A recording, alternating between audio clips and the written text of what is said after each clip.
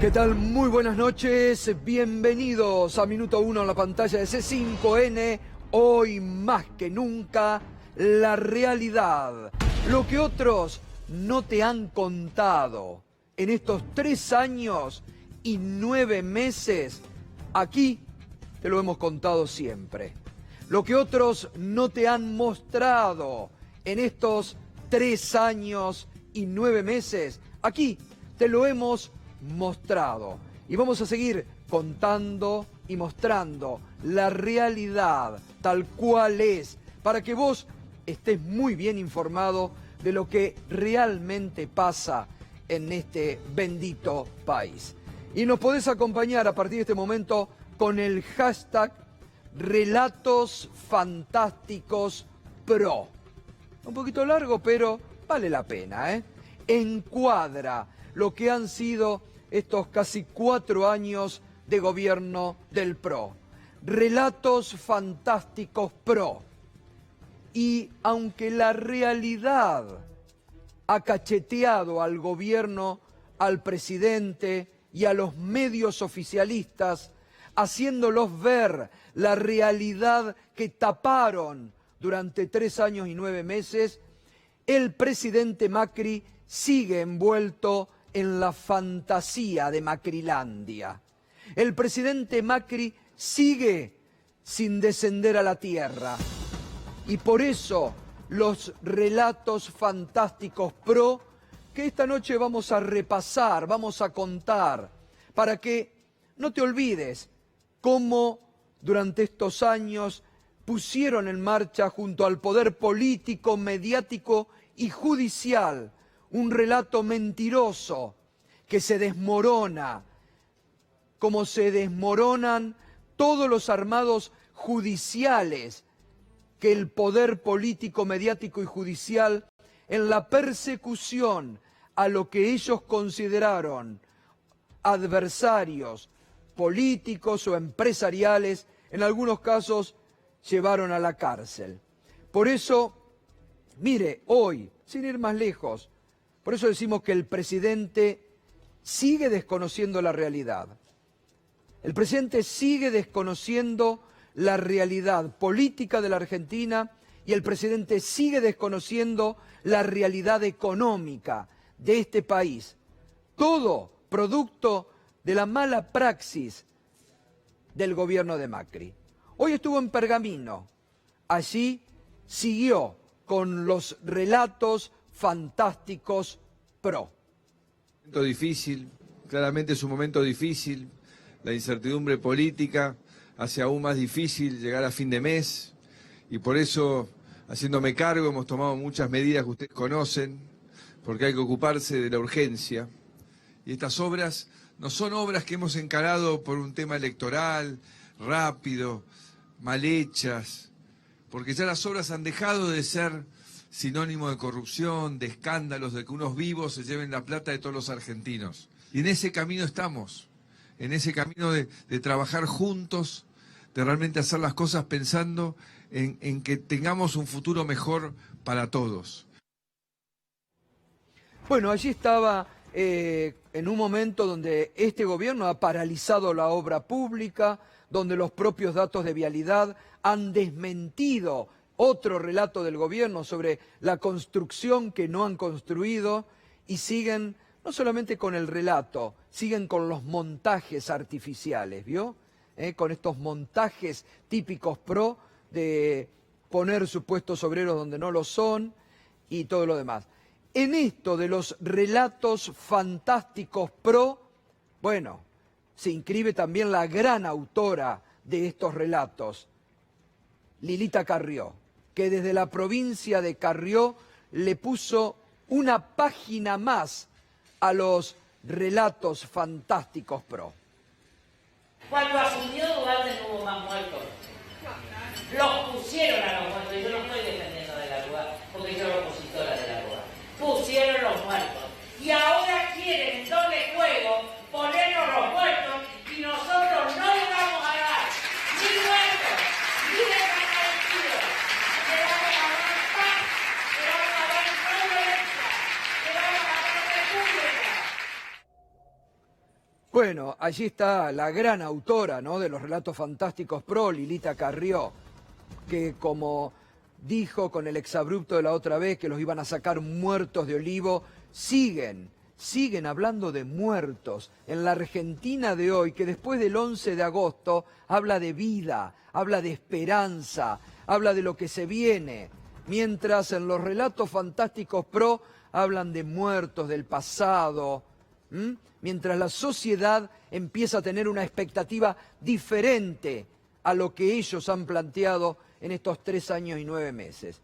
Y a estos relatos fantásticos también se ha sumado, lamentablemente, un dirigente que en un tiempo fue un dirigente social importante, que incluso sufrió el hambre, pero que se ve que el poder lo ha confundido, ¿no? A Toti Flores, que trata ¿de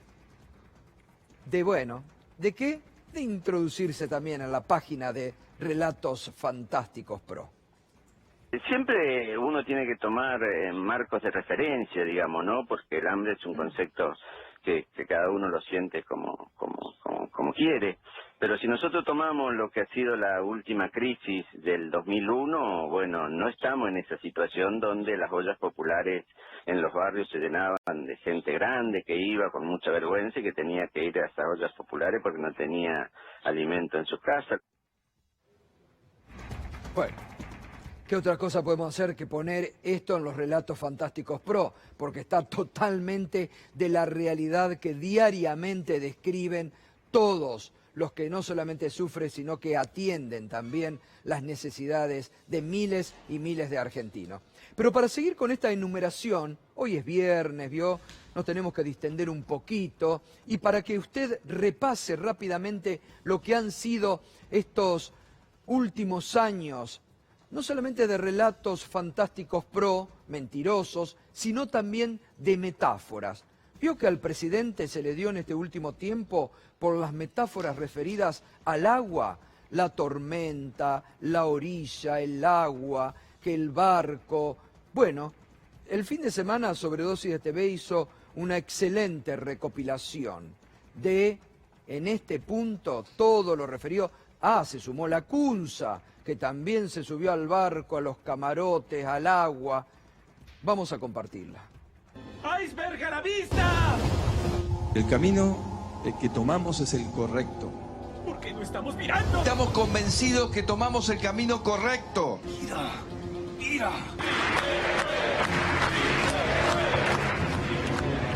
La vez que habíamos tomado envión, estábamos creciendo, nos topamos con una tormenta de frente. Cada tanto volvemos al mismo puerto. Estamos enfrentando una tormenta, pero hemos sabido arriar las velas y fortalecernos. Este no es el puerto que soñamos. Claro que se puede, porque todos hemos decidido cruzar el río del pasado al futuro. Invertimos mucho en la sala de máquinas, invertimos algo en los camarotes, nos faltó seguramente en el salón comedor. Es importante entender que pueden variar los factores, así como varía el clima en la navegación. Pero el rumbo del barco está claro. ¡Se va a estrellar!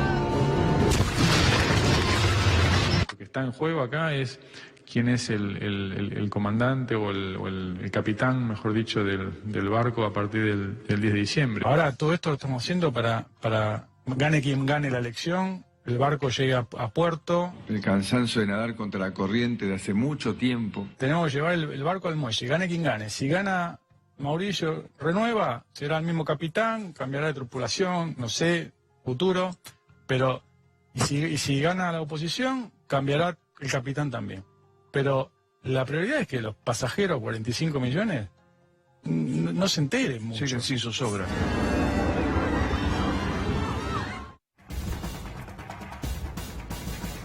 Bueno, y de esto pasamos a las metáforas del PRO, desde el 2015 a la fecha. ¿Se acuerda que formó parte del Relato Fantástico PRO que trataron mentirosamente de instalar en la Argentina? Lo recordamos. Estoy convencido que la Argentina es un país que tiene un enorme futuro por delante, que tiene que solamente terminar de cruzar el río, que nunca estuvimos tan cerca de cruzar el río. Nosotros le dijimos a los bonaerenses que cruzáramos un río difícil y empezamos a nadar al lado de ellos. Y ya pasamos más de la mitad de un río que cuesta. Y muchos hoy nos miran y nos dicen, estamos cansados de nadar.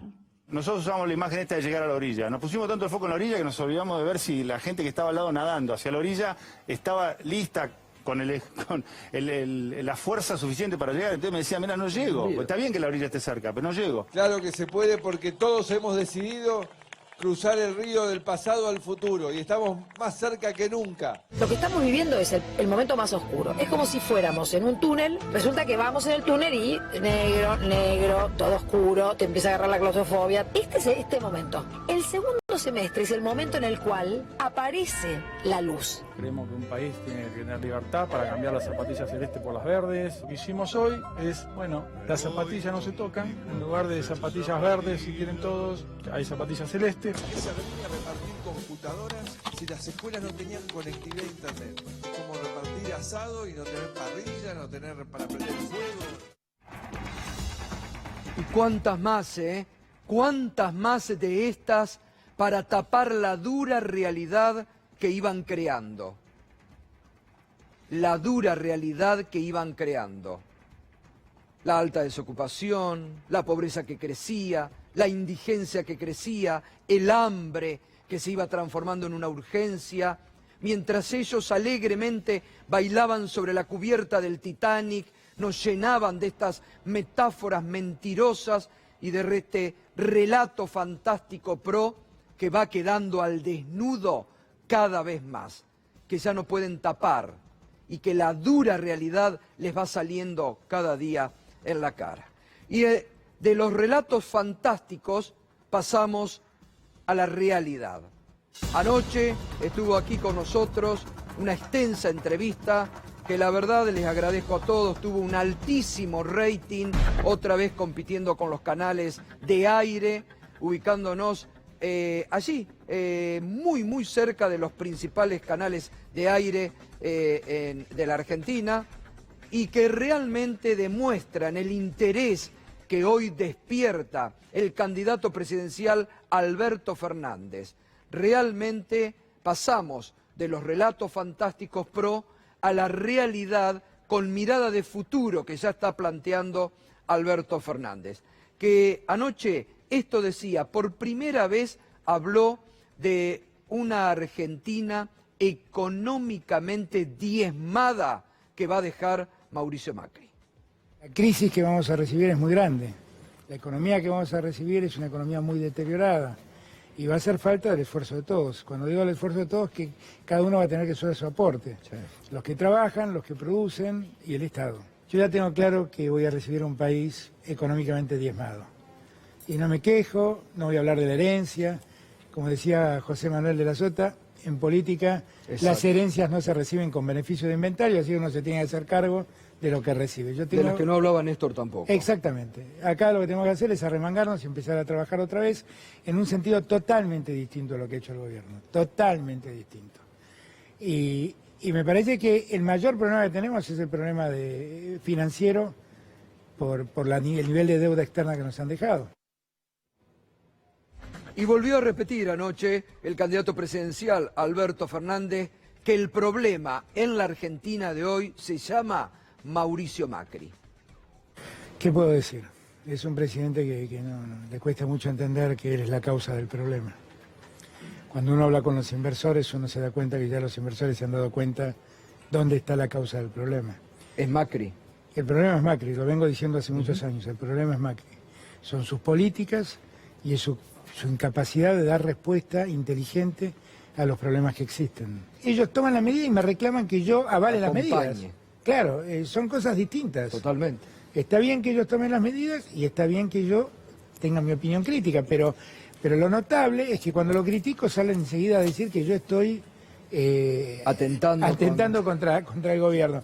Y yo obviamente voy a ayudar al presidente en todo lo que esté a mi alcance para que él haga lo mejor para que el país avance.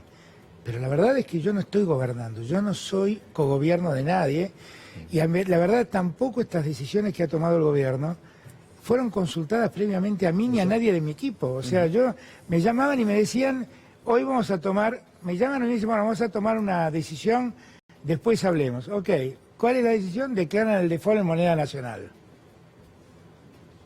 ¿Y Ya qué hago? tomada. Claro, ¿y qué hago yo? ¿Qué quieren que aplauda eso? ¿Cómo quieren que aplauda eso? Claro.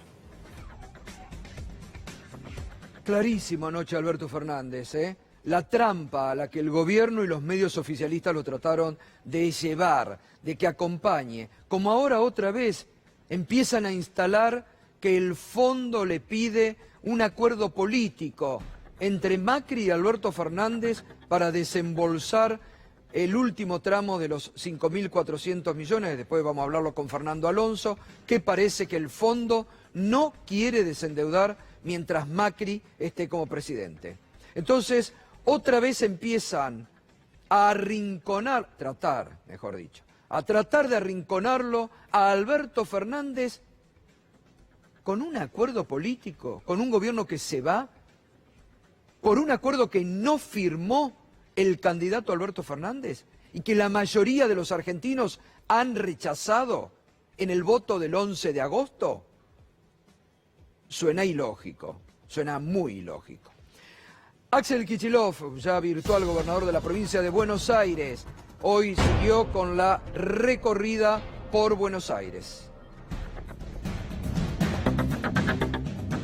Durante estos 4 años yo no he encontrado un solo trabajador, un solo empresario, un solo dueño de comercio, un solo propietario de una pequeña propiedad agropecuaria que no haya trabajado más, que no se haya esforzado más horas, más tiempo, más preocupación. No duermen. Los empresarios de la Argentina tanto se preocupan que hoy no pueden dormir pensando en cómo hacer con el día de mañana. Muy bien, y en esto que estamos comentando, ¿no? Mentiras que se empiezan a caer, mentiras que salen a la luz, operaciones que se caen.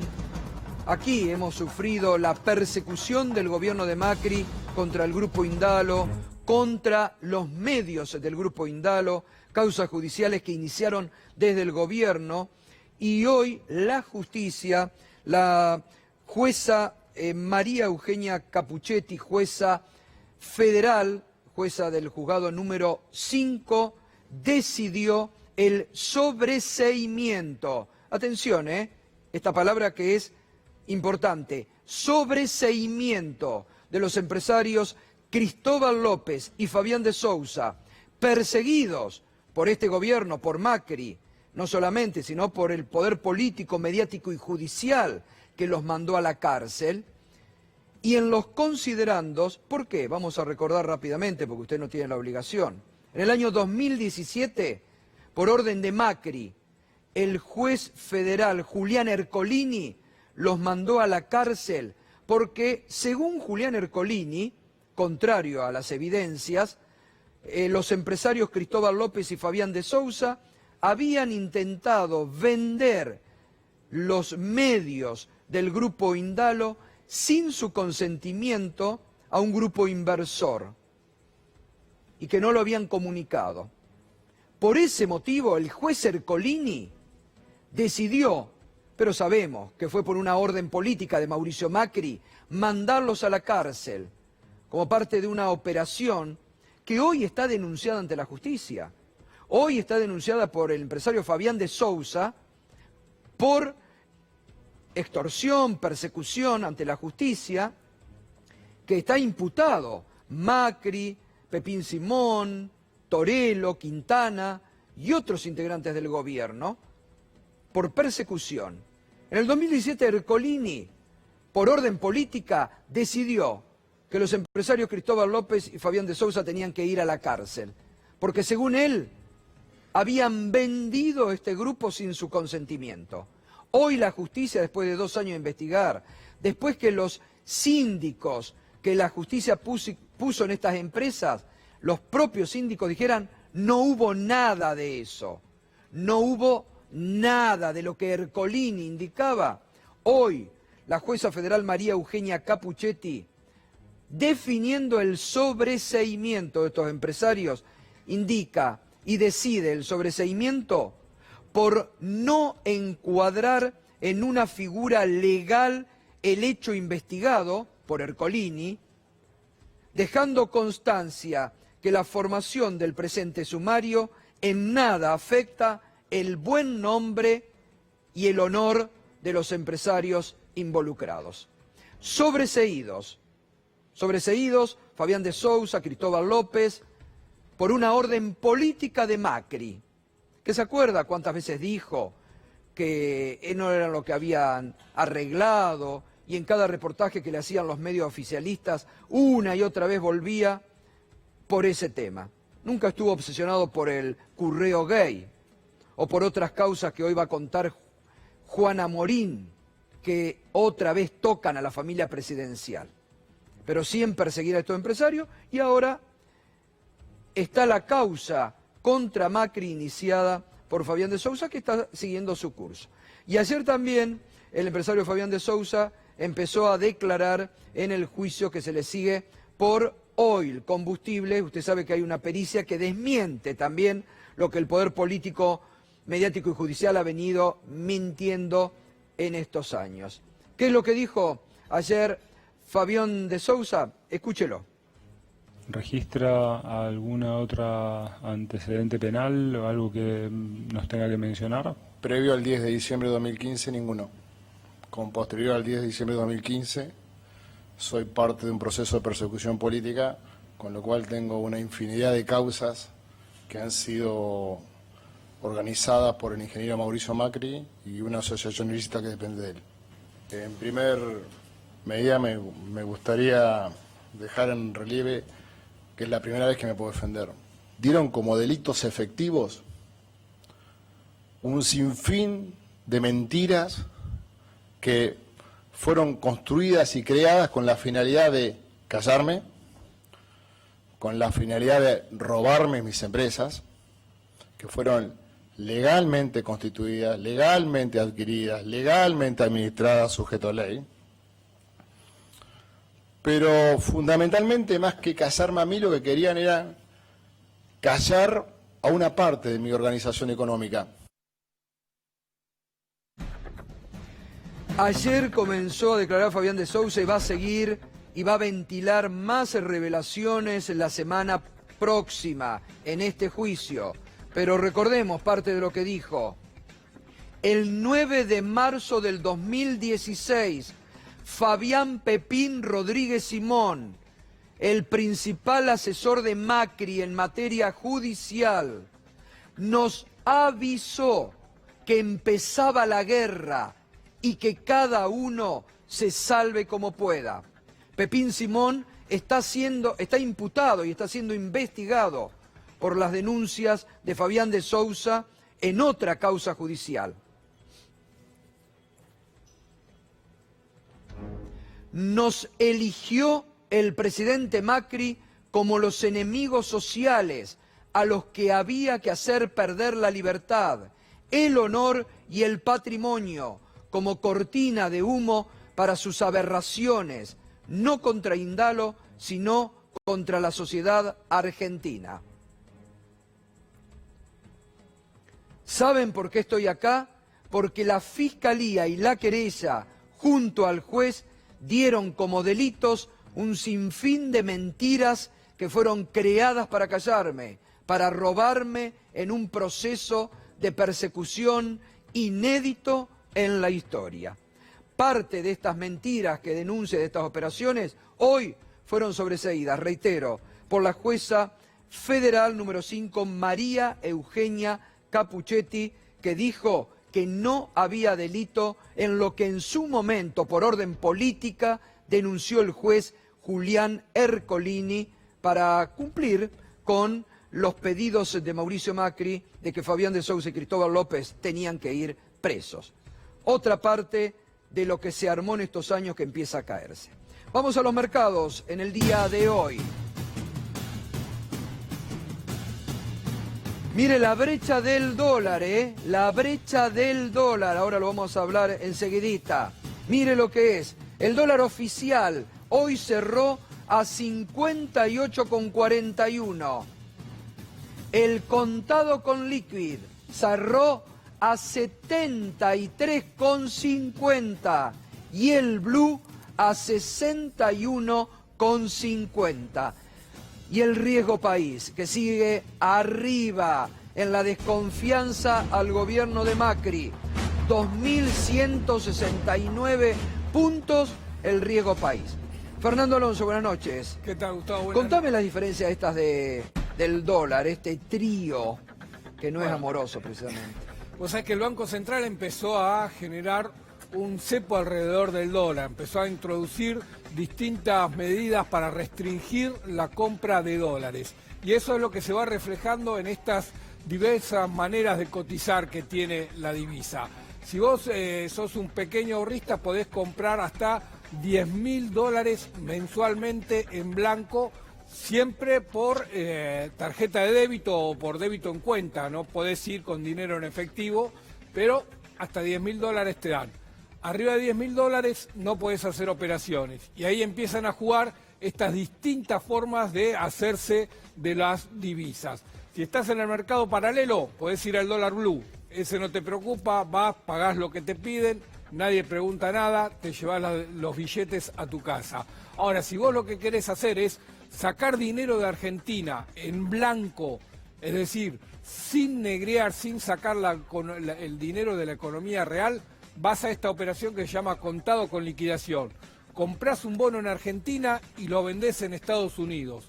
Lo comprás acá en peso, lo vendés en Estados Unidos en dólares. Estás sacando los dólares de Argentina vía la cotización de los bonos de la deuda pública. Ahora, eso tiene un costo y a medida que tenés más traba del Banco Central para disponer de los dólares, más es la brecha que se va generando, porque los inversores o los ahorristas, las empresas generalmente o grandes millonarios que quieren sacar los dólares del país, están dispuestos a pagar un dólar de 72, 73, 74 pesos para sacar los dólares del país.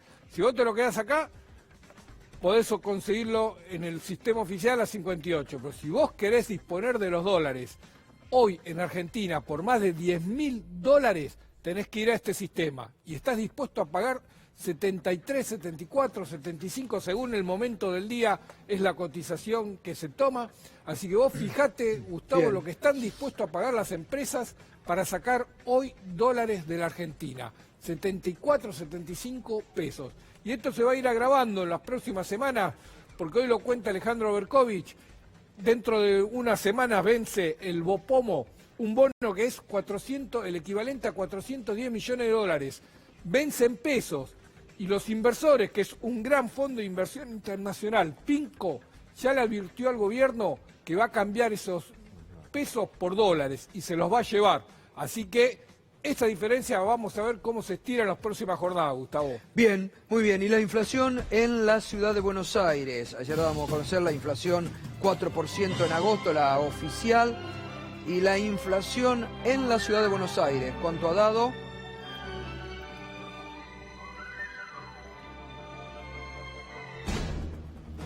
$3,4 en agosto, 29,6 acumulada y 52,2% interanual. Y en alimentos siempre más alta también en la ciudad de Buenos Aires, 3,5 en agosto, 31,7 acumulada, 58% interanual.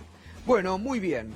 Esta semana comentábamos aquí un hecho que en un primer momento realmente era tomado como un hecho institucional grave, porque según el relato del oficialismo y del gobierno, tanto de la ministra Patricia Bullrich como del propio presidente Macri, que habló, el jefe de la delegación santafesina de la policía de Santa Fe había sido baleado por, según ese relato, bandas narco. Incluso esto es lo que dijo la ministra Patricia Bullrich y el propio presidente Macri. Pero es de aquí que las investigaciones realizadas en las últimas horas demuestran que los tiros vinieron desde adentro hacia afuera, desde adentro del auto, y que además los casquillos que se encontraron en el interior del automóvil son de un arma reglamentaria, que era de una acompañante, de una oficial femenina del delegado federal en la provincia de Santa Fe. Juan Amorín está con el tema. ¿Cómo te va, Juan? Buenas noches. ¿Qué tal, Gato? Buenas noches. Muchas dudas y muy pocas certezas respecto a esto que comenzó siendo claramente un ataque supuestamente contra aquellos que imponen el orden en la provincia de Santa Fe. Insisto, el jefe de la Policía Federal en la provincia santafesina, que lleva poco tiempo además en el cargo, denuncia que cuando se detienen al costado de la ruta para tirar yerba en la autopista Buenos Aires-Rosario, son interceptados por una camioneta 4x4 y comienza esta balacera. Ellos dicen que respondieron con balazos. De hecho, el propio jefe policial dice que, según entiende, logró herir a alguien. Bueno, lo cierto es que con el devenir de la investigación, y nuevamente volvemos a la irresponsabilidad de la ministra de Seguridad, Patricia Bullrich, que siempre saca cualquier conjetura, ni bien ocurren los hechos, te decía, el devenir de la investigación lo que está mostrando es muchas dudas respecto a lo que sucedió, si es que sucedió. Vamos a ver cuáles son las nuevas hipótesis que se manejan. La hipótesis principal ahora indica que los disparos se habrían efectuado desde adentro del auto. Claro, la oficial que acompañaba a Mariano Valdés es una oficial de 27 años, dice que respondió los disparos, pero parece que las heridas que tiene el jefe de la Policía Federal de Santa Fe son propias del arma reglamentaria, o que por lo menos vinieron de adentro y por el rebote tengo entendido que podrían haberlo herido. Acá lo tenemos. Teniendo en cuenta las heridas de Valdés en la ingle y el brazo derecho, las balas habrían partido desde el lado del acompañante, es decir, la oficial. Parece difícil realmente que lo hayan herido los supuestos sujetos de la 4x4. Y son muchas las pistas verdaderamente, datos que no cierran, que no cuadran por ningún lado, o que por lo menos invitan a barajar otro tipo de hipótesis frente, insisto, a la irresponsabilidad de la ministra, que dijo otra vez ataque contra las mafias. Ninguna cámara todavía pudo detectar la camioneta de los agresores, todavía están tratando de detectar en qué momento apareció esa camioneta. Los restos de vidrios hallados en el lugar, como vos marcabas recién en la apertura, no corresponden al auto del jefe de policía. Además, se encontraron, pero no son de ese auto particularmente, son vidrios de otro auto, eventualmente. Y hay más dudas respecto a esto. Insisto, me da la impresión que hay que barajar nuevas hipótesis y que se empieza a alejar la posibilidad de un ataque narco. La versión del comisario y su acompañante, también policía, no coinciden. Había dudas respecto al kilómetro en el que se habían detenido. Y tuvieron que hacer un rastrillaje mucho más amplio para encontrar yerba y resto de vidrios. Valdés dijo haber herido a un agresor, pero en los registros hospitalarios no ingresó nadie herido de bala en este sentido. De todas formas, esto pudo haber ocurrido y que no se haya atendido necesariamente en un hospital. Pero me acordaba del caso de Hein, ¿te acordás? El intendente de Basavilbaso en Entre Ríos, sí, también. Que le habían incendiado el garage con el auto y la ministra automáticamente dijo, esto es un ataque de las mafias. El caso de, lamentablemente, el diputado fallecido, lo mismo. También. Automáticamente, un ataque de las mafias tiene que ver con nuestra lucha, etcétera. Bueno, otra vez la irresponsabilidad de la ministra de Seguridad, que asegura cosas que después, con el devenir de la investigación, no se sostiene. Esto dijo sobre este supuesto ataque en la provincia de Santa Fe Patricia Bullrich esta semana. El jefe iba en su auto y fue atacado a balazos. Todavía no hemos podido hacer un análisis un poco más fino, pero bueno, pensamos que puede no ser un ataque normal y común, sino un ataque de carácter más mafioso, sobre todo por algunas características que estamos teniendo así como primeros datos respecto a que las personas podrían estar encapuchadas. Entonces esto nos tiene alertas y analizando muy a fondo que esto no parece ser un robo común. A ver, todo lo que dijo la ministra no aparece. Las dudas están. Vuelvo a decir, el arma que se usó era la reglamentaria de la oficial que acompañaba al jefe. Los disparos son desde adentro y hieren en la ingle al jefe de la policía. Daría la impresión que se montó por tapar algún hecho, que es lo que se está investigando. En la provincia de Santa Fe, y además, Juan, hoy me comentaban, funcionarios de Santa Fe, que hay una disputa muy fuerte porque el gobierno está presionando fuertemente a los fiscales santafesinos para que deleguen en fiscales federales la investigación, la causa. Sí. Pues se la quieren sacar para después meter el relato del gobierno.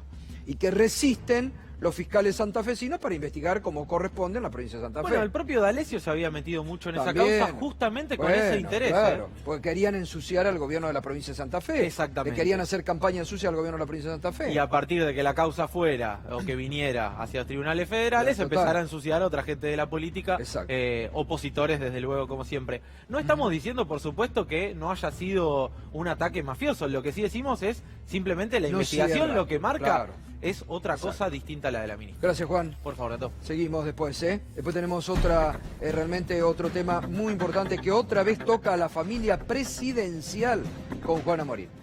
Pedro Brigger, buenas noches. Pedro, ¿cómo estás? Buenas noches, Gustavo. Los relatos fantásticos no están solamente en la Argentina, se dan en otros países también. En Colombia estalló un escándalo por un relato fantástico que realizó el diputado y presidente de la Asamblea Nacional de Venezuela, Juan Guaidó, respecto a su viaje a Colombia. Ustedes recordarán aquel 23 de febrero, donde se planteaba que esos camiones con ayuda humanitaria iban a entrar a Venezuela. Hubo incluso colegas que se subieron a los camiones como si estuvieran entrando a Bagdad, liberando a Irak de Saddam Hussein con las tropas de Estados Unidos. Esos camiones no ingresaron. Pero este aquí, que la gran pregunta era: ¿cómo ingresó Juan Guaidó a Colombia? Porque él no ingresó por una vía legal. Parte del relato fantástico es que él ingresó por una vía ilegal, lo que llaman las trochas, que es muy común que entre la frontera entre Colombia y Venezuela pasen. Pero este aquí, que aparecieron unas fotografías donde lo muestran con dos personajes, aquí vemos las fotos, que son personas que pertenecen a una banda de narcotraficantes. Los dos están presos ahora, pero las fotos son bastante significativas, porque claro, Guaidó dice que se saca foto con cualquiera, pero veamos un detalle de la foto, que no se puede pensar que cualquiera se saca una foto con esas personas. Ahí vemos las fotos, pero hay un detalle interesante. Una de esas personas, ahí lo vemos, si sacamos el graph tal vez lo vamos a poder ver mejor, está armada. O sea, Guaidó se saca una foto al cruzar la frontera, ahí lo vemos claramente, con narcotraficantes que están armados. ¿Qué dijo Guaidó como respuesta? Bueno, yo me saco fotos con mucha gente. Los narcotraficantes no organizaron mi ida de Venezuela a Colombia. Sin embargo, en la prensa de la región se dice que son los narcotraficantes los que declararon el toque de queda en la región. A ver, ¿por qué relatos fantásticos? Porque todos sabemos que el principal productor de cocaína del mundo es ¿Venezuela? No, es Colombia. Sin embargo, Estados Unidos apunta a Venezuela. El país principal exportador de cocaína del mundo, ¿cuál es? ¿Venezuela? No, es Colombia. Sin embargo, se acusa a Venezuela. ¿Dónde están las bandas de narcotraficantes? ¿Dónde están las grandes peleas entre los carteles del narcotráfico? ¿En Venezuela? No, en Colombia. Bueno, esto es lo que ha estallado como un gran escándalo. Por supuesto, Guaidó dice, yo no tengo nada que ver. El gobierno de Colombia, que dice luchar en contra del narcotráfico, lo dice hace décadas, pero obviamente no lo logra. Dice que no tuvo nada que ver, que Guaidó ingresó efectivamente por estas trochas. El gran misterio es por qué se sacó fotos con esta gente para ese 23 de febrero que montaron un gran show para mostrar que Guaidó ingresaba triunfante a Venezuela. No lo logró. 9 meses después de haberse declarado presidente encargado de Venezuela, no lo es, y encima aparece en esta foto, Gustavo. Muy bien, también se van cayendo mentiras en otras partes del mundo, como se caen en la Argentina, de las que se han armado y mucho en estos 3 años y 9 meses. Volvemos a la realidad que te venimos contando y te contamos aquí. Anoche hablábamos de esto, de la harina verde, de cómo empezaban los panaderos a recibir facturas en dólares. Y algunos pretendían que se traslade y que vendan el pan en dólares. Bueno, ahí está.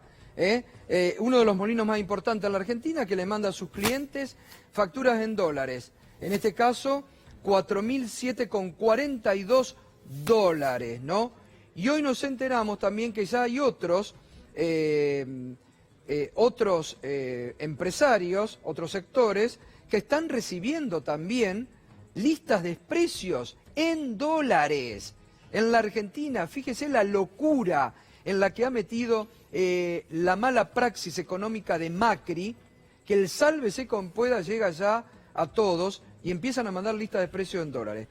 Están esta noche Gastón Mora, que es dirigente panadero, y está Juan Navarro, que es el dueño de uno de los churros más reconocidos de la Argentina, que son el churros El Topo, ¿no? Así que bueno, Juan, buenas noches. Gastón, perdón, ¿cómo estás? Bien. Bueno, Gustavo. ustedes recibieron esta boleta que mostrábamos, ¿no? La de 4.400 dólares. Sí, no, nos enviaron unos colegas la preocupación porque si bien la cuenta es en pesos, te dice que la deuda asciende a X cantidad de dólares porque están especulando con una posible corrida financiera. Se estaba hablando de que no quería desembolsar el Fondo Monetario la última plata, entonces para cubrirse empezaron no solamente en eso, sino también en margarinas y en otros productos a decir en pesos, pero la deuda es tanto en Y dólares. tenían que pagar en dólares. Cuando vienen, si no tenés obviamente la moneda, en dólares no la tenés, pero te hacen la cuenta en dólares y es lo que vos tenés que hacer el aporte. Y al dólar del momento. Al dólar del momento, por eso ellos llegan, vienen el viernes, se fijan cuánto cotiza y te dicen tenés que es tanto. O sea, decimos la marca, Molino Cañuelas es el que marca tendencia, porque hoy hemos recibido llamado que no metamos a todos los molinos en la bolsa, cómo vamos a salir a atacarlo. Uno no nos está mostrando la realidad, no vamos a ocultar la realidad. No están atacando a nadie. Un molino dominante arranca con eso y si nosotros no mostramos lo que está pasando, dentro de 10 días tenemos toda la cadena de valores haciendo lo mismo para llevar adelante sus ventas. Y sumado a la preocupación del panadero, que bastante angustia ya tiene, como para estar pensando si dentro de 10 días hay una corrida, ¿cómo hace para llevar adelante el pago de la deuda? Vos fíjate cómo es, Gustavo, la operatoria. Le bajan la harina al comercio, le dan plazo de 7 días para pagar. La panadería vende el pan al precio que bajó la bolsa. Pero cuando lo tiene que pagar le dicen, no, ahora salió más caro. La harina que consumiste esta última semana, ahora te la cobro más caro porque hubo en el medio una devaluación. Lo mismo que nos hicieron con el gas, que nos hizo el Estado con el gas, ahora se lo quieren hacer a los panaderos, que después nos van a venir a nosotros y decir, che, ¿te acordás que la semana pasada te vendí 1 kilo de pan? Bueno, te lo tengo que ajustar porque ahora hubo una devaluación. Pero seguimos atacando aparte de un alimento de primera necesidad, porque ya se ha comentado incluso en reuniones de pymes panaderas, ¿no?, de dolarizar el precio del pan. Que si te pones a pensar tampoco es tan loco, porque los alquileres los dolarizaron. Hay muchas inmobiliarias que vos llegás y te dice el día 10 el dólar vale tanto y el alquiler es tanto, las tarifas dolarizadas y ahora la principal materia prima la tenés dolarizada. Pero, perdón, ¿qué quieren? ¿Vender el pan en dólares algunos? Sí, algunos panaderos han planteado incluso de llegar a poner los precios en dólares y cuando llega el cliente es una locura. En un país que te venden que le vas a vender trigo al mundo, alimentos al mundo, un país productor de grano que dolarice la principal materia prima que incluso se cosecha en nuestro país. Sí, es una locura. Y Juan Navarro, ¿y a ustedes hoy me contaban la radio, les pasa lo mismo? Sí, bueno, yo te comentaba esta mañana que nosotros tenemos el dolarizado el precio del aceite, ya hace 7, 8 meses atrás, está clavado en unos 24 dólares masiva y de acuerdo a la variación del dólar, del peso, viene el aumento. O sea, y cuando baja un poquito el dólar, no te baja el precio del aceite, lo tenés que seguir pagando igual. ¿Y en otros productos también te ha pasado o solamente en el aceite? No, bueno, la harina, la harina yo la vengo pagando con los aumentos proporcionales del dólar. O sea, yo hoy me fijaba en una boleta, yo le compro un distribuidor acá en Capital porque no tengo lugar para estoquear, pero yo en agosto del año pasado estaba pagando la bolsa de harina 700 pesos masiva, la 4.0, que yo para los churros uso esa. Y hoy, justamente como sabía que venía el programa, pedí el listado de precios, me pasaron 1.613 pesos masiva. Más del doble. Más del doble. ¿Cuánto está hoy, perdón? ¿Una docena de facturas, una docena de churros? Y según la calidad, en lo que es factura tenés de 180 pesos hasta 240 pesos una docena de factura. Claro, O sea, no eran 2 dólares, eran 3 dólares. 3 dólares. Ayer discutíamos eso. Sí, no, los churros están 240 pesos. 240 pesos La docena de churros. de rellenos. Claro, y el otro problema que también tenemos es que cuando baja el dólar no te baja el precio de la harina y en la próxima corrida vuelve a aumentar. O sea, te quedás fijo en ese precio y volvemos a tener otro aumento más, que ya empezaron a abrir el paraguas, que si en octubre cambia la cosa. Es decir, para los dos, con rubros similares pero diferentes en lo que hacen. Es prácticamente la misma materia prima. Como decimos habitualmente, es un viva la pepa. Total. Ustedes ya no tienen ni control de precio. Es que tenemos un Estado ausente en cuanto al comercio. Si el Estado no mete la mano, que si ya no lo metió en este año, llegaron prometiendo pobreza cero y se van aprobando la emergencia alimentaria. Llegaron en el 2015 con un pan de 20, 25 pesos y se van con un pan de 130, calculando de que no haya una corrida y no te vuelva a aumentar la harina, que no sabemos cómo va a terminar. Y con el costo, ¿cuántas panaderías cerradas tienen ustedes? Más de 1.300 panaderías. Agregale la baja de consumo que hay, Bueno, y la baja usted, de vos venta. me contabas hoy, ¿en cuánto te ha bajado? Y bajó un 25, un 30%, fácil. Después de las elecciones, bajó eso. Nosotros también hacemos el parámetro de temporada de verano, que es nuestro fuerte en la costa argentina. Y este febrero fue el primer febrero que bajó un 15% la venta de los churros, bolitas, chipá que vendemos nosotros. Desde aproximadamente 2006, 2007, todos los febreros fueron año a año creciendo en la venta. Febrero es el mes más popular de la costa, claro. porque en enero van los chicos y los chicos la verdad que la plata que llevan la consumen. Claro. Capaz que llega 2 o 3 días antes de que terminen sus vacaciones y no tienen un mango. En cambio la familia, febrero es un mes más familiar, entonces nosotros hemos visto como año a año fue creciendo el consumo en febrero, fue creciendo la cantidad de turistas que iban y bueno, la temporada que pasó fue el primer febrero que hizo así, se bajó terriblemente. Claro. Nos acompañan también esta noche Julián Sicari, él es economista, acaba de publicar este libro Camino al colapso, cómo llegamos los argentinos al 2001. Y bueno, en estos últimos tiempos también Julián ha venido adelantando lo que hoy vivimos en la Argentina. ¿Cómo te va? Buenas noches, Julián. Gracias por venir. Muchas gracias. Antes que nos metamos con más temas, esto que están contando ellos, digo, esto de que reciben ya las tarifas en dólares, que hay que trasladarlo. Sí, bueno, eso nos recuerda mucho a las políticas de los 90, ¿no? La dolarización total de la economía, que fue la apuesta que el macrismo volvió a insistir con las viejas recetas y que terminan generando las mismas consecuencias, ¿no? Porque el repertorio de los 90 y que profundizó la alianza es exactamente el mismo del macrismo, la dolarización, el tipo de estrategia económica, y que ya sabemos las consecuencias que genera en términos de hambre, distribución de la riqueza, salarios, jubilaciones, nivel de concentración de la riqueza. Y bueno, aparte, como recién comentaban, no hay necesidad de por qué la producción local dolarizarla. O sea, pero esto pasa no solo con la harina, con el maíz, pasa con el petróleo. En este momento más o menos el barril de petróleo está a $70. Y en Argentina producirlo cuesta $6.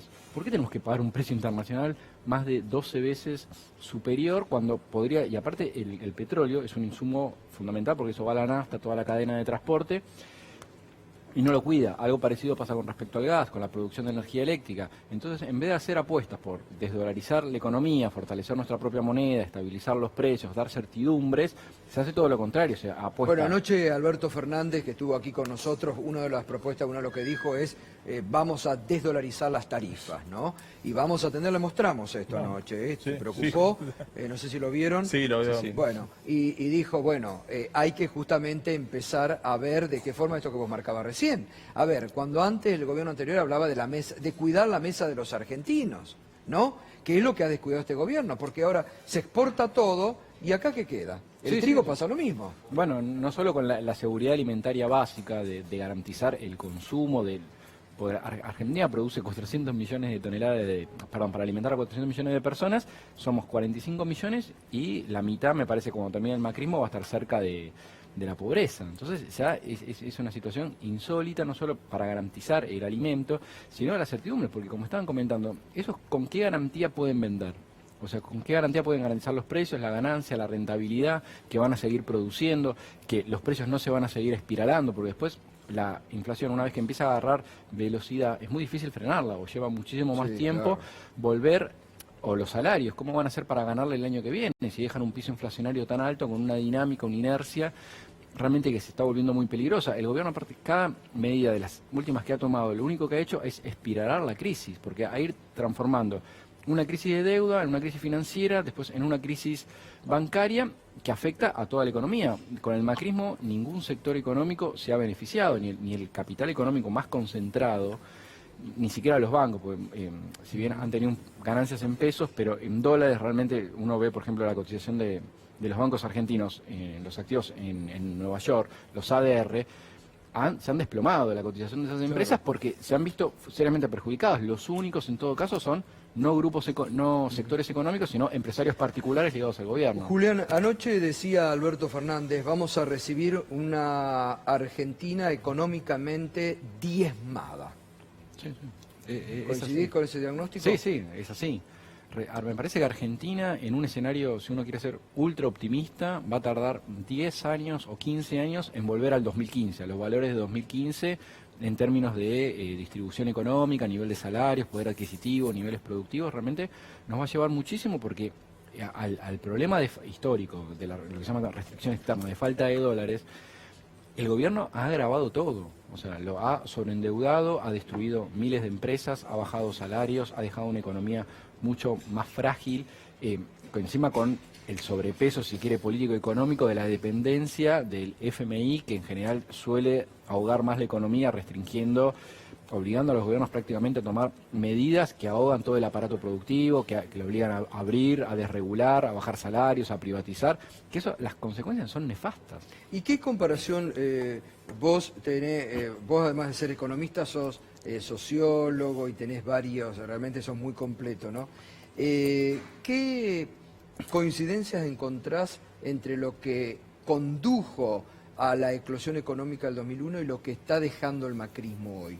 Sí, económicamente es muy parecido, realmente es muy parecido. Si uno piensa las principales etapas, ¿no? las dos coaliciones, tanto la Alianza como Cambiemos, empezaron con una política de ajuste gradualista financiada con endeudamiento externo. Una vez que se cortó eso, fueron al blindaje con el FMI, hicieron un mega canje de deuda, que el año pasado fue de las LEVAX a las LELIX, después las políticas de déficit cero, y finalmente ya la etapa final fue la larga agonía de depender de los desembolsos del FMI para que cuando entraba la plata salía por el mecanismo de fuga de capitales, pero en todo caso no evitaban ya la explosión final, sino en todo caso estiraban, la posponían. Una vez que se cortó eso, vino la debacle, y son etapas similares. Me parece que yo lo que arrastraría como una de las diferencias igual centrales, que esto es lo que a mí más me interesa señalar, porque nos obliga a todos a reflexionar como sociedad, es que en el 2001 no había un 30% de la población apoyando las políticas de De la Rúa y Cavallo. Hoy sí. Entonces, si como sociedad ese tercio de la población solo se deja manejar por el odio, ¿no? Porque el macrismo, ¿qué tiene para ofrecer ese futuro? Ajuste, endeudamiento, miseria, y sin embargo sigue apoyando ese tipo de políticas. Bueno, pero por ahí el odio. dijiste la palabra clave, que yo lo sostengo, el odio. El odio que ha inoculado el macrismo, el antiperonismo, el gorilismo que afloró. Sí. Todos esos son los sectores que mantienen, no lo votan porque estamos fantásticamente bien. Sí, bueno, pero entonces... Pero es un 30% históricamente con esta concepción, ¿no? Que le importa un bledo la pobreza, el sufrimiento de la gente, pero contra sí que ellos mismos la votan. pasen mal. Hay empresarios que dicen, perdí la empresa, cierro la fábrica, pero Claro. estos no vuelven más. Claro. Bueno, entonces así, pero esto lo tenemos que pensar como sociedad, porque no hay proyecto colectivo, no hay futuro. O sea, es inviable un país con estas características, porque... Bueno, por eso también Alberto Fernández está proponiendo el acuerdo económico y social, que ya lo está, digamos, gestando con la CGT y con la UIA, la necesidad de saltar y ir a ese Sí, lugar, me parece como que decís. la apuesta va a ser ese núcleo del 30% inamovible, que me parece que desgraciadamente nunca van a cambiar, y decir, bueno, ese 30% no hay manera de construir un proyecto, tratemos con el otro 70% de construir algo. Me parece que incluso la medida política más trascendente, que me parece que va a tomar Alberto Fernández, que un poco la adelantó, que es que el día después, o el mismo día de ganar, lo va a invitar a La Baña a formar parte del gabinete. Entonces me parece que va a tratar de construir la alianza política más sólida, más amplia, tener mayor consenso en el Congreso, en diputados, senadores, con los gobernadores, no solo para enfrentar el FMI, sino las condiciones internacionales que va a enfrentar la Argentina desde el futuro, no solo por el mega endeudamiento, sino por la caída de los precios internacionales, las subas de las tasas de interés que se vienen, las guerras arancelarias que están teniendo las principales potencias. Eso va a ahogar la economía. Va a ser muy difícil colocar productos argentinos y conseguir los dólares genuinos para pagar el megaendeudamiento macrista. Nos han endeudado 100 años. A partir de lo que están comentando, de cómo les están llegando las facturas, a partir de lo que estabas describiendo, da la sensación de que es el gobierno el que está llevando a la economía una dolarización cuestión de congelar una distribución del ingreso en este momento que es tan perjudicial para la mayoría de los argentinos y dejarle una situación con poco margen de maniobra a la próxima gestión. ¿Vos lo ves parecido? Sí, efectivamente hay una mezcla de factores. Uno podría pensar que están dejando el plan bomba, porque por ejemplo el reperfilamiento de deuda, están dejando arriba de 20.000 millones de dólares que los va a tener que pagar Alberto Fernández apenas asuma. Y eso no va a tener reservas líquidas realmente no va a tener. Y si uno piensa, por ejemplo, los próximos desembolsos del FMI dependen del acuerdo con el fondo, pero los desembolsos, por ejemplo, con el Banco Mundial, el Banco Interamericano, dependen del acuerdo del fondo. El swap de monedas con China, que es 1/3 de las reservas, depende del acuerdo del fondo. Entonces, toda la estructura financiera y la posibilidad de renegociar la deuda o hacer un rollover para el año que viene va a depender del acuerdo con el fondo, porque sin acuerdo con el fondo va a ser imposible rolear esa deuda. Entonces, acá está todo, queda muy pendiente económicamente, no solo de la falta de dólares, el gobierno va a tratar de llegar como sea, arrastrándose a diciembre. Incluso habría que ver si después del triunfo político de Alberto Fernández no deciden adelantar por lo menos el traspaso. Las elecciones es imposible adelantarlas, pero por lo menos el traspaso, porque va a ser una ingobernabilidad. Porque uno, cuando analiza la historia de las crisis económicas argentinas, uno lo que ve es que al descontrol económico, indefectiblemente le sigue el vacío político. Y la estación siguiente son los estallidos sociales. Entonces, ahora el descontrol que se viene en la calle, hay gente que elige entre cenar o almorzar, hay barrios con una situación realmente muy delicada. Alberto Fernández está pidiendo que no se diriman los conflictos vía la calle, la movilización, porque esto es explosivo. Esto están tirando nafta, donde realmente hay un fuego que va a explotar y va a ser incontrolable, porque Macri la única carta que va a tener va a ser la estrategia represiva, y esto termina, desgraciadamente, sabemos, con sangre, violencia, con muertos. Entonces, estamos a tiempo de evitar esa situación. Bueno, sí, el gobierno a veces pareciera que no hace nada para evitar eso y provoca algo, la búsqueda de eso. Por eso también es muy importante lo que decía Alberto Fernández de la tranquilidad, de la manifestación, porque también hay una expectativa, no sé si vos lo ves, creo que esto también en economía es importante. Hay como una expectativa que se ha generado a partir del 11 de agosto, no sé si ustedes las tienen como comerciante, como empresario, les voy a preguntar, de una alternativa y de una esperanza hacia el futuro. Sí, eso es alentador también para la economía, ¿no? Y déjame que te diga una cosa, Gustavo Pequeña, que celebro lo que dijo ayer Alberto, de que no hay que echar culpa, ya está, hay que remangarse, que nos remanguemos todos los sectores, la clase trabajadora, la pyme que pudo resistir, agachar la cabeza y trabajar para sacar adelante el país con trabajo, atacar donde se tiene que atacar para reformar algunas cosas, pero volver a ser la Argentina que éramos antes del 10 de diciembre del 2015. Juan, vos como... Mirá, yo pensaba hoy, ¿no? Nosotros hace 52 años que tenemos la empresa. 52 años. 52 años, sí. Empresa familiar, ¿no? Sí, empresa familiar. Empezó mi papá con mi padrino en el año 68. Y hablando con ellos, pensábamos las crisis que hemos pasado como empresa, ¿no? Y la esperanza que nos queda es que, bueno, que siempre después de las crisis pudimos repuntar y se pudo trabajar bien. ¿Tenés confianza en el próximo gobierno? Yo creo que sí. Tiene que haber un acuerdo y uno tiene que poder proyectar, ¿no? Nosotros hoy en este momento te pasa que no puedes proyectar ni una semana. Nada, claro. Si en una semana estás acá estás acá y te viene la mercadería y pagala, porque si la puedes pagar, pagala, porque no sabes qué va a pasar. Queremos volver, los que tenemos empresas, los que tenemos pymes, en volver a poder proyectar de acá a 6 meses, un año, y crecer y dar empleo. Totalmente. Y aparte te cortan la posibilidad de inversión, porque si vos decís tenés 40 días para pagar materia prima y decís, bueno, en ese lapso invierto en tal máquina o algo, lo dejás de hacer y pagás materia prima y dejás de generar una inversión por miedo a lo que pase. Claro. Eso va a ser fundamental, la búsqueda de un acuerdo económico y social, ¿no? Entre empresarios. Sí, impacto. Lo que pasa es que lo delicado también, acá hay que sincerar una cosa, si llega a fracasar Alberto Fernández o su pacto social, las consecuencias van a ser desastrosas. Me parece que no tiene margen para eso, porque ahora están haciendo lo imposible desde la política a las organizaciones sociales por contener una situación que realmente es cercana a la explosión. Sí. Si llega a fracasar Alberto Fernández, me parece que las consecuencias van a ser terribles. O sea, las únicas cartas me parece que no va a tener esa opción, pero va a estar va a tener un estrecho desfiladero por el cual manejarse, porque va a estar entre el ahogo económico y financiero e internacional. O sea, la restricción externa me parece que los años que vienen va a ser el principal tema, porque va a atacar por el lado comercial, financiero y los desbalances productivos clásicos que tiene la Argentina, y conseguir paz social. Porque me parece que el año que, o sea, ya venimos 3 años perdiendo los salarios contra la inflación. En los años próximos, el año que viene me parece que es muy difícil que los salarios vuelvan a ganar la inflación. Yo creo que van a seguir bajando. ¿Y cómo se hace para recomponer esa situación? O sea, no se le puede pedir más tiempo a la población, más paciencia. Por eso va a ser necesario este acuerdo, ¿no? Por lo menos por 180 días de todas las partes.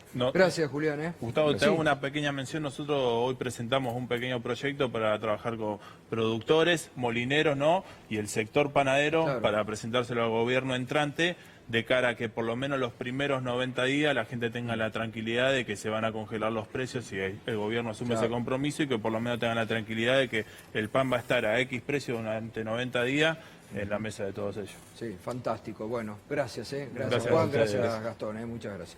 Bueno, el libro Julián Sicari se los recomiendo, Camino al colapso, cómo llegamos los argentinos a la crisis del 2001. Esto hay que leer un poquito de historia y, como yo siempre les digo, hay que tener conciencia de lo que vivimos no hace mucho tiempo, para no repetir la historia del pasado, y sobre todo frente a la expectativa de lo que se viene después de tantas mentiras, de estos casi 4 años de gobierno de Cambiemos, bueno, las esperanzas que se van generando.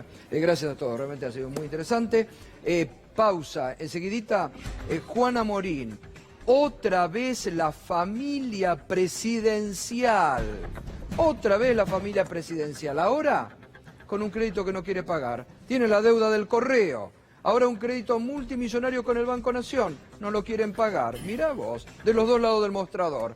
Qué lindo. Enseguida te lo contamos y vamos a avanzar en lo que anoche definió Alberto Fernández aquí, como esta necesidad que venimos hablando ahora del acuerdo económico y social. Va a estar José Urtubey, dirigente de la UIA, Daniel Arroyo, diputado nacional, integrante de los equipos de Alberto Fernández, y también el sacerdote de Opción por los Pobres, Eduardo de la Serna. Enseguidita.